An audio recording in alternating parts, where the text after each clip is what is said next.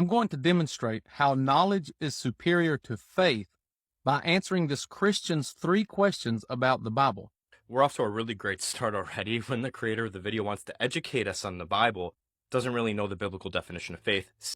I didn't even give a definition for faith. I simply said I'm going to demonstrate how knowledge is superior to faith. The fact that you started your video with an attack demonstrates your true motive. There are some very important reasons why we have to date the Gospels after 70 CE. Okay, so before we even get into his reasons why, notice he uses the word have to date the Gospels post 70 AD. If I'm taking his words too literally here, he can correct me, but it sounds like what he's saying is that the things that he's going to tell us about necessitate a post 70 AD dating, meaning the data that he's going to point to make a pre 70 AD dating unintelligible. That is a steep claim, and I'm very excited to see what he's got. Assuming divine intervention to prophesy the future when there is no evidence to support that claim is a fool's errand. You can date the Gospels prior to 70 AD if you're a fool. One reason is because it mentions the destruction of the temple, and that didn't happen until 70 CE. Okay, so he's right that there's mention of the destruction of the temple, and he's right about the dating of the destruction of the temple. I already know where he's going with this, but let's hear him out. So the Gospels want you to believe that a prophet predicted the future, but there's no evidence that these letters or Gospels were written in the 1st century at all. He hasn't finished his argument yet, but I find this really ironic because he constantly sputters the phrase, no evidence. There is nothing wrong with saying there is no evidence to support a claim. If I'm wrong, then demonstrate the evidence to prove me wrong, as I'm about to do to you. But meanwhile, he's not just like a Jesus mythicist, the type of person that a lot of academics will laugh about, but he's the type of mythicist that mythicists will laugh at.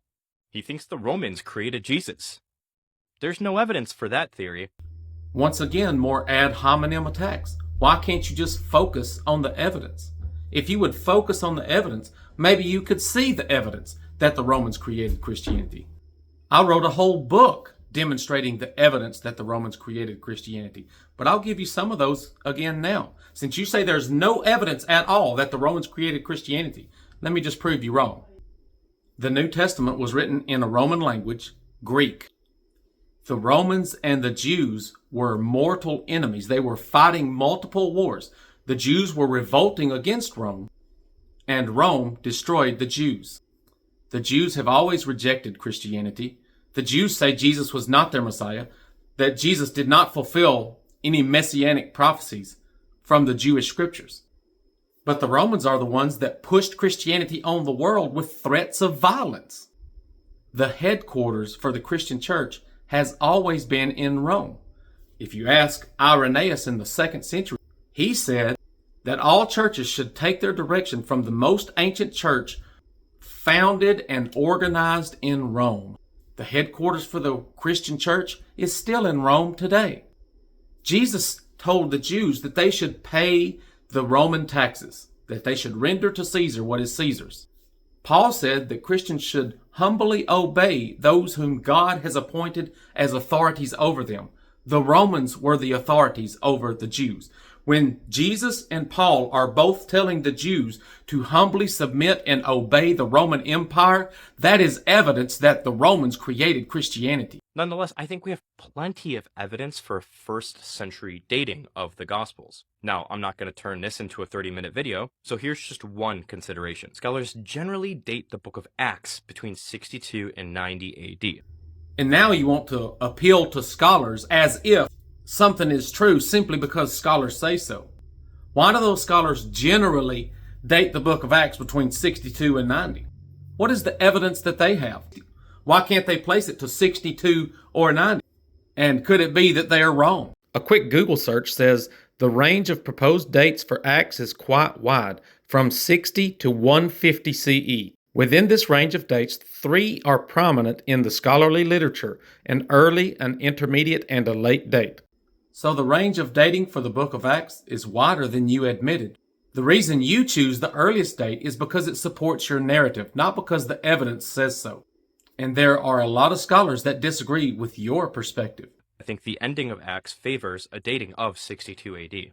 So the reason you date Acts to 62 is because it doesn't mention the death of Paul. But that's an argument from silence. Maybe the original version of Acts did include the death of Paul, but it was removed and lost to history. Now, more than likely, whoever wrote the book of Acts also wrote the book of Luke, and we can know that due to the shared address to Theophilus. I agree that Luke and Acts are both addressed to most excellent Theophilus, and that whoever wrote Acts was either the same person or claiming to be the same person who wrote Luke. And the Gospel of Luke most likely predates the book of Acts, and the book of Luke most likely predates the book of Acts because the author in the book of Acts mentions a previous work he wrote to Theophilus, making Luke the most likely candidate. If you are correct that Acts was written after Luke by the same person, then that presents a problem for you. Because most scholars date the book of Luke after 70 CE. If Acts was written after Luke and Luke was written after 70, that means Acts was written after 70 as well. So this would be very simple evidence for a pre-70 AD dating. Except that you are unaware that you just disproved yourself. You appeal to scholars, and scholars say Luke was written after 70. If Acts was written after Luke, then Acts was written after 70, and that annihilates your idea that Acts was written in 62. So now this is why the scholars have a wide range of possible dates for all these books, because there is no definitive evidence to point to any particular date for any of the books. The evidence overwhelmingly supports the notion that every Christian New Testament writing was written after 70 CE.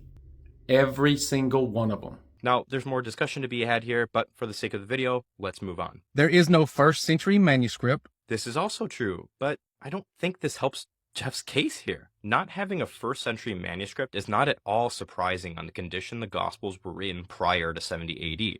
I mean, our earliest intact data that we have is the Codex Sinaiticus, and that dates to the 4th century. Everything in the 2nd century is just mere fragments. Are we really going to act super surprised that 50 to 100 years of extra wear and tear are going to make it virtually impossible to find first century fragments on the condition that they were circulating around that time?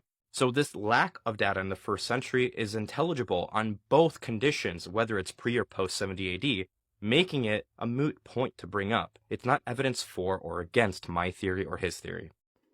It's not a moot point to bring up. Just because we don't have pre-70 manuscripts for these writings does not mean that they didn't exist prior to 70. I give you that.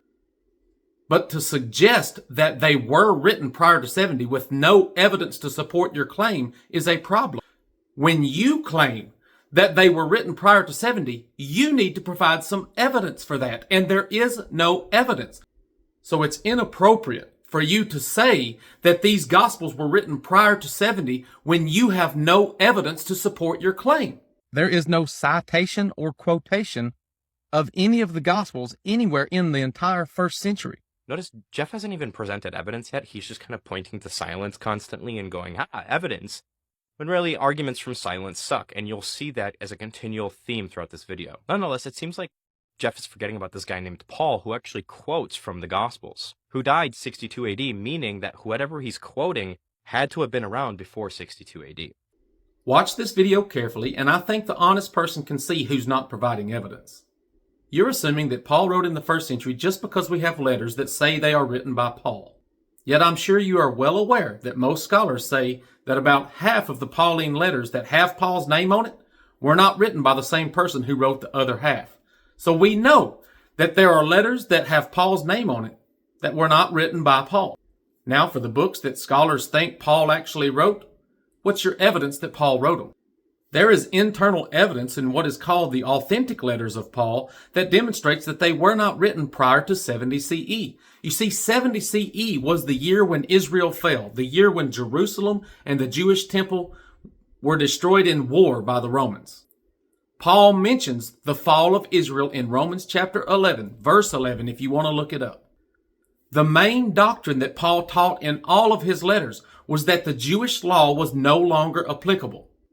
If the Jewish law and the Jewish people had fallen, that means the books were written after 70 CE.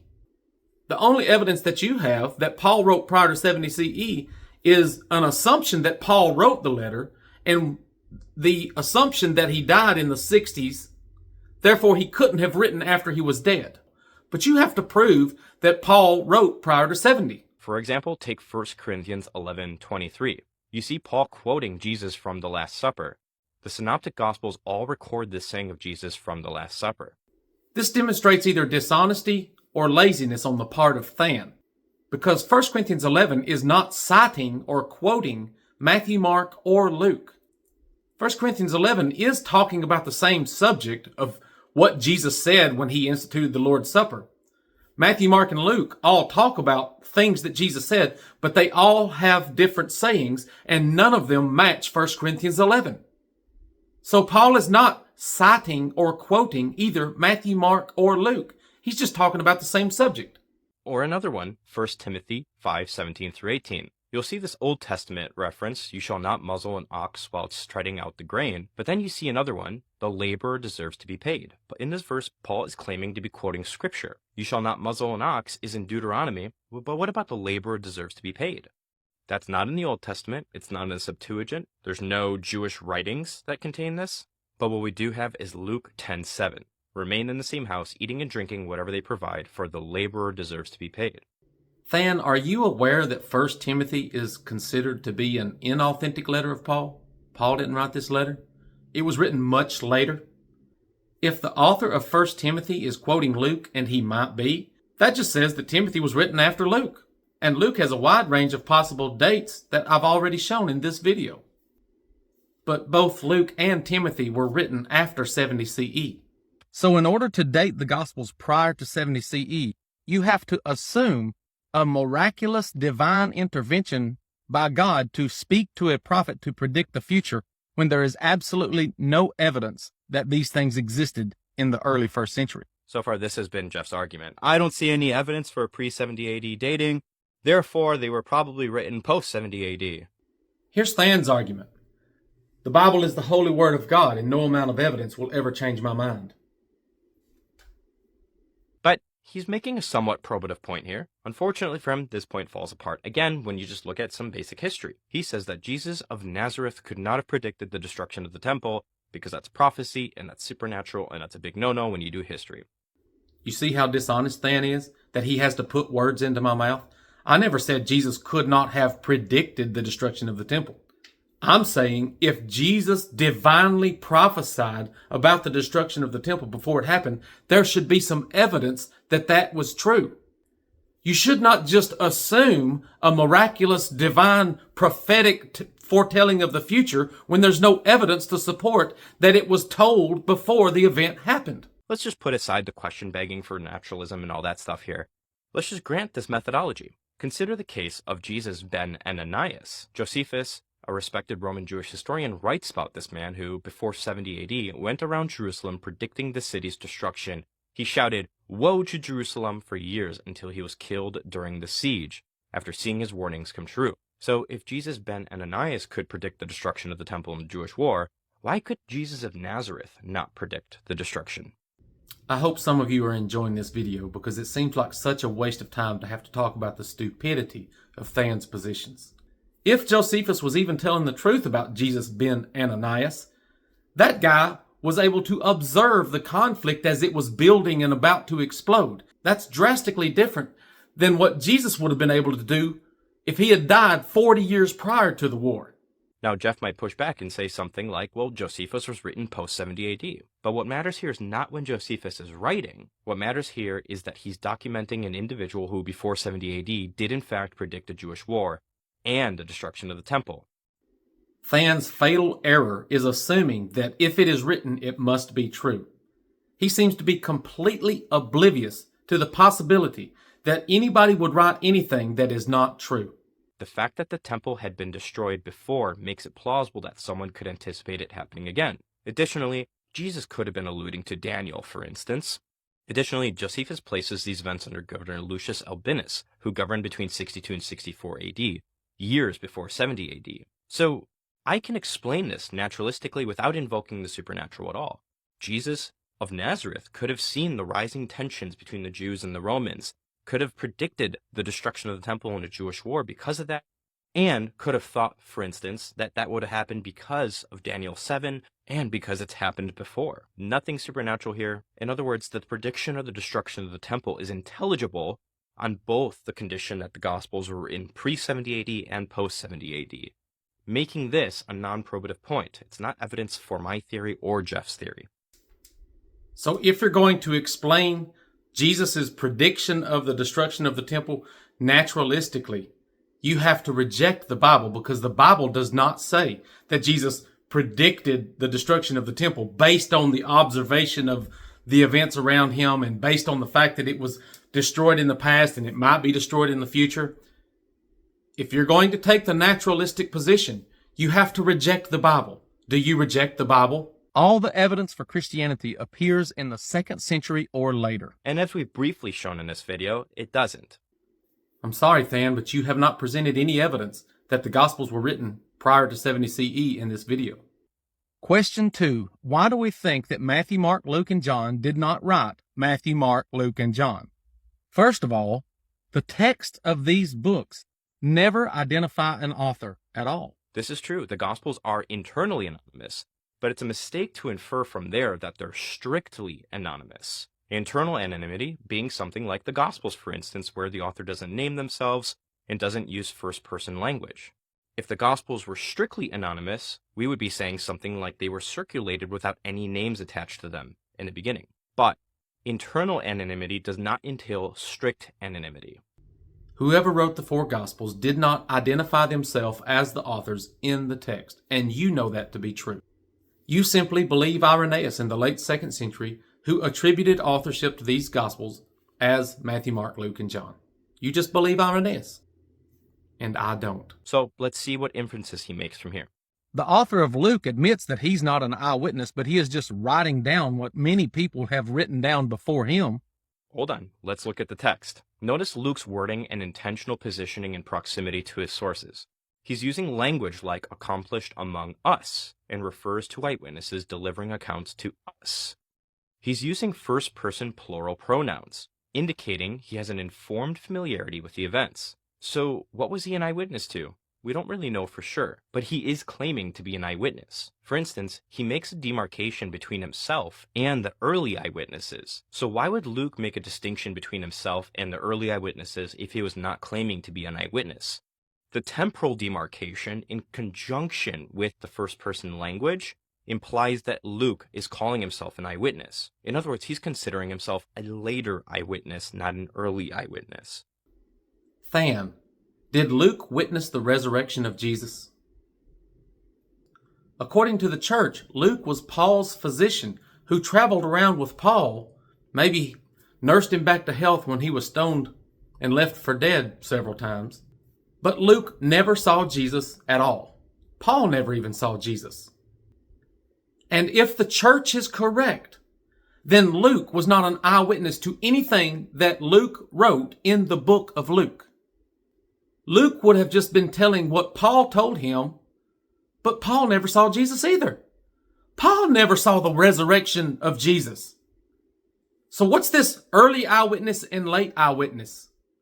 He did not witness Jesus, but yet he's writing about the life of Jesus, the sayings of Jesus, so there is no possibility that anything in the book of Luke is a first-hand testimony to what Luke saw or heard himself. And he is writing to a man named Theophilus, a most excellent Theophilus, but yet we don't know who this guy is or when he lived, and that's highly suspicious. I presented a lot of evidence in my book, Jesus Demigod, that this Theophilus was Theophilus of Antioch in the late 2nd century. In the Gospel of Matthew, the author says that Jesus walked by a tax collector named Matthew, and he told him to follow him, and he followed him.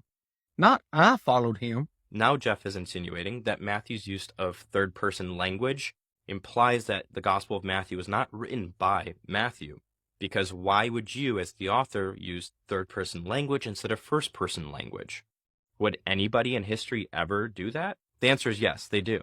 For instance, take this book by William Lawrence Shirer, who witnessed the events of World War II. But guess what?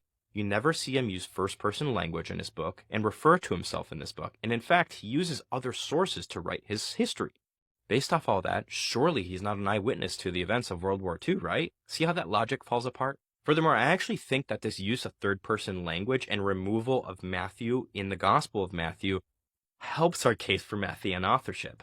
I won't read this whole quote, but in light of what Armin D. Baum says, Jeff's argument misunderstands the literary context in which the Gospel of Matthew was written. The use of third person and anonymity aligns with ancient Jewish and Near Eastern historiographical conventions, where the authors intentionally obscured their identities to focus the reader's attention on the subject matter rather than themselves. So Matthew's use of the third person singular he is not evidence against Matthean authorship, but is actually expected on the condition that Matthew, a Jewish tax collector, wrote the Gospel of Matthew, reflecting a Jewish stylistic framework. So while Jeff presents evidence this time, it doesn't help him, it helps the traditional authorship advocate. So according to Than's logic, we're more likely to know who the author is when they do not identify who they are, but someone else attributes authorship to them 100 years later. Got it. So what does that say about Paul's letters? Because Paul did identify himself and speak about himself in the first person. Does that make it less likely that Paul wrote the Pauline letters? And that brings up another interesting data point. There is not a single story anywhere in any of the four Gospels where any of the authors ever said that they did something or they saw something themselves. Everything is written in the third person. It says he did this and they did that. It never says I did this or I did that.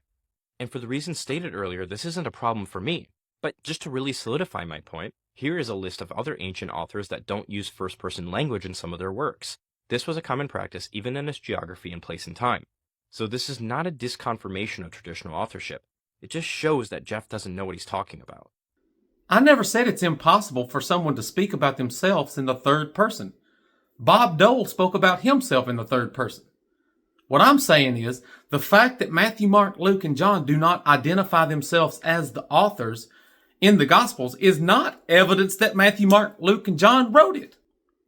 You're claiming that it's more likely that Matthew, Mark, Luke, and John wrote it because they did not identify themselves.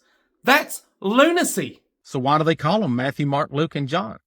It's because of Irenaeus in the late 2nd century who attributed these names to four Gospels, but yet the Gospels he referred to is not even the Gospels that we have today, because he said that Matthew wrote a Gospel in the Hebrew tongue. We do not have that. That is not the Matthew that we have today. Did you catch that? He just made a claim with no evidence. Why should we suppose Irenaeus attributed the names later on? I could say a whole lot on the Matthew Hebrew tongue thing, but let's just put that aside from now. Let's just say he's completely right. So what? He's pointing to a data point, but not making any inferences about why we should think that this helps his case. He just looks at the data, says it supports his theory without making any sort of inferential bridge between his data point and the conclusion. Jeff, you need to make inferences. What I infer from the data is that the Gospels were written by anonymous authors who were not eyewitnesses to the things they wrote about. And this made the church fathers uncomfortable, and they thought that the Gospels would carry more credibility if they associated them with eyewitness testimonies. So they attributed authorship to these anonymous books to increase their credibility. So it does not make a book more credible when you don't know who wrote it. If someone is an eyewitness to an event and they're telling about what they saw, they have more credibility than an anonymous author who was not an eyewitness. Question 3. Why don't we consider the Gospels to be an accurate historical primary source record? When the Gospels mention historical events, they are not corroborated by anybody. For example, when Herod unalived babies 2 years old and under at the time of Jesus' birth, that is not a historical record. It is not corroborated by anybody. People wrote about the events of Herod's reign, but he didn't talk about this. Another argument from silence. What a surprise. Arguments from silence really suck, and if you really want to know why, see Dr. Tim McGrew's paper, The Argument from Silence. In short, our intuitions about what an author would or wouldn't write about in history is really bad. Here's just a few examples of silence in history that we may intuitively expect the authors to write about. Now, Jeff is talking about a widespread silence here, but the issue is that we have no reason to expect anyone to write about this besides maybe Josephus, since he had a work titled The Life of Herod. Other than that, I'm not sure why we'd expect anybody to write about this event. And since Josephus is the only one we might expect him to write about, here's a list of other things he doesn't talk about. He doesn't mention the expulsion of the Jews from Rome by Emperor Claudius. Suetonius, a 2nd century Roman historian, does. And Luke also talks about it in Acts 18:2. Rather shockingly, Josephus is silent about it. But that doesn't lead historians to think it doesn't happen. So why would Josephus be silent on this topic? We can only give speculations. Bethlehem wasn't a booming metropolis, and neither was the surrounding area. We're talking a population of tops 12 to 1,500. The massacre of the innocents, as horrible as it was, resulted in the deaths of maybe a dozen babies. To us, that sounds horrible, but to a Roman audience, that would have seemed like no big deal, where infanticide was a norm. Than went through all that just to say that the massacre of the innocent in Matthew is most definitely a historical account, but it was so insignificant that nobody wrote about it except for Matthew. And somehow, Than knows that there were only 12 babies that were unalived in this event. But he just expects you to believe it because he said so. In Than's worldview, there is no possibility that Matthew just wrote a story that was not true, because it's in the Bible and it must be true. So his worldview presupposes that the Bible is truth, and it doesn't matter what anybody else says, the Bible takes priority over everything else. Luke says that Jesus was born 10 to 15 years after Matthew says he was born, but Luke associates his birth with the census of Quirinius. When Matthew and Luke give different years of the birth of Jesus, you cannot accept these books as reliable historical records when they disagree with each other and they disagree with actual unbiased history. I'm not going to deal with every single contradiction that he spouts off here. Many scholars have already put up harmonizations for these accounts. But let's just say Luke or Matthew made a good faith error in reporting the birth of Jesus. My question now is, so what? How do you make an inference from one good faith error to the totality of the Gospels is unreliable and there's no historical kernel of truth at all within the Gospels? If we can first establish that the Bible is not the holy, inerrant Word of God, then we can start to make progress toward what it really is. The moment you admit that the Bible is not the holy, inspired, inerrant Word of God, your whole worldview crumbles. I can prove beyond a shadow of a doubt that the Bible is full of errors and contradictions, things that did not happen in history, things that are even evil. The Bible has no authority whatsoever. It is just a collection of writings from men that had an agenda that wanted to control and manipulate other people. The Bible is not a good book. And if there is just a kernel of truth in the New Testament, how do you distinguish between what parts are true and what parts are false? You see, Christians have to believe that the entirety of the New Testament is holy, divine, inspired truth, because it is impossible to distinguish between what is true and what is not if it is a fallible book of men. The real kernel of truth in the New Testament is that the Romans changed the Jewish expectations of a Messiah for what they wanted the Jewish Messiah to be. If this is how we did history, we'd be back in the Dark Ages.